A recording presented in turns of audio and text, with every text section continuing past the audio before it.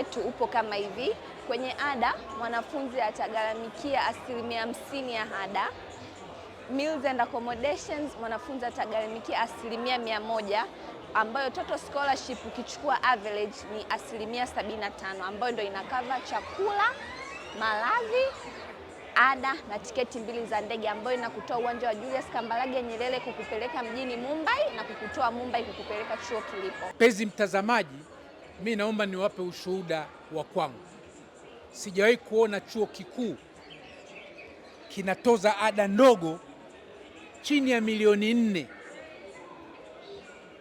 Ni hela ya tuition, chakula, malazi na tiketi ya ndege kwenda mpaka huko India. Chini ya milioni 4 mtoto anakwenda kusoma kwa mwaka mzima.